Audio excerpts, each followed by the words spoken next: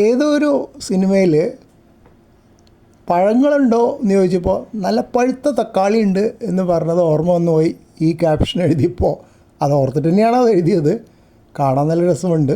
പഴുത്ത് വെക്കുന്ന തക്കാളി പഴം തന്നെയാണല്ലോ അത്. പക്ഷേ സ്വല്പം പുളി ഉണ്ടാവുമെന്ന് മാത്രം. പണ്ടൊക്കെ ചെറുപ്പത്തിൽ ഇത് അരിഞ്ഞിട്ട് സ്വല്പം പഞ്ചസാര ഇട്ടിട്ട് വൈകുന്നേരത്തെ കാപ്പിയുടെ കൂടെ കഴിക്കുന്ന ഒരു നല്ല രസമുള്ള കാര്യമായിരുന്നു. ഇപ്പം എന്താണെന്നറിയില്ല, പുളി കൂടുതലായെന്നറിയില്ല. പണ്ടത്തെ അത്ര രുചി തോന്നുന്നില്ല, അതുകൊണ്ട് അങ്ങനെ കഴിക്കാറില്ല. തക്കാളി പുളിയാണ് എനിക്ക് പ്രശ്നം തോന്നുന്നത്. ഒരു പക്ഷേ കാലം ഇന്നതിൻ്റെ തക്കാളിയിലെ മാറ്റമാവാം, അല്ലെങ്കിൽ നമ്മുടെ മാറ്റമാവാം. ഏതായാലും തക്കാളി ഉണ്ടായി നിൽക്കണ കാണാൻ എനിക്ക് വലിയ സന്തോഷമാണ്. കുറേ കാലം ചെടിച്ചട്ടിയിൽ തക്കാളി ഉണ്ടാവാതെ കുറേ പരീക്ഷണങ്ങൾ നടത്തി അവസാനം ഇപ്പോൾ ഈ ചെടിയിലാണ് ഇപ്പോൾ ഏറ്റവും കൂടുതൽ തക്കാളി ഉണ്ടായിരിക്കുന്നത്. ആദ്യം ഒരു 6 ഉണ്ടായി, അത് പല ദിവസങ്ങളായിട്ട് ഞാൻ പറിച്ചെടുത്തു. ഇപ്പോൾ 10 ഉണ്ടായി, അതിൽ 1-2 പറിച്ചെടുത്തു.